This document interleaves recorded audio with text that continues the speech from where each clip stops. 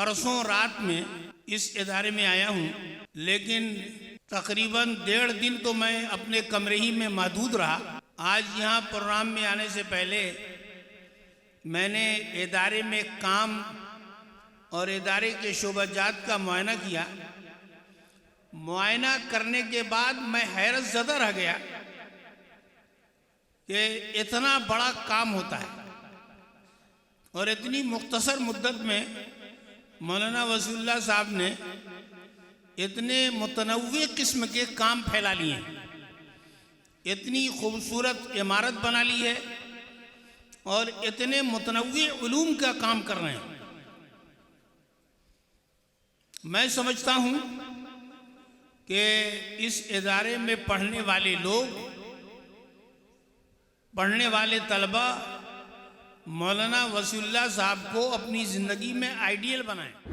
इन्न बतश रब्बिक लशदीद इन्नहु हुवा युब्दिउ व युईद। कहीं आंधियों में छुपा हुआ, कहीं ज़लज़लों में घिरा हुआ। कुरान को सीनों में हम ऐसे बसाएंगे, चेहरों पे तिलावत का एक नूर सजाएंगे। कुरान को सीनों में हम ऐसे बसाएंगे, चेहरों पे तिलावत का एक नूर सजाएंगे।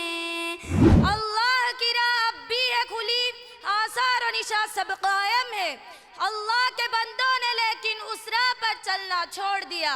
लेकिन हर पहलू पर गौर करने के बाद हम इस नतीजे पर पहुँचे कि मुल्क के अंदर बढ़ते हुए हमारे मुल्की व मिली मसाइल उसी वक्त हल हो सकते हैं जब हम खुद साख्ता कवानीन को छोड़कर मोहम्मद अरबी सल्लल्लाहु अलैहि वसल्लम की तालीमात को सिद्क़े दिल से कबूल करें।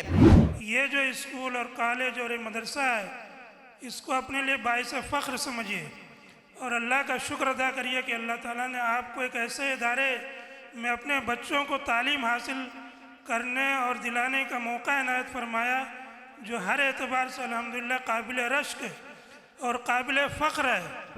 अच्छा मौका है और एक हसीन इम्तिजाज है। 24 अपने ख़िताम को है, 25 की आमद है।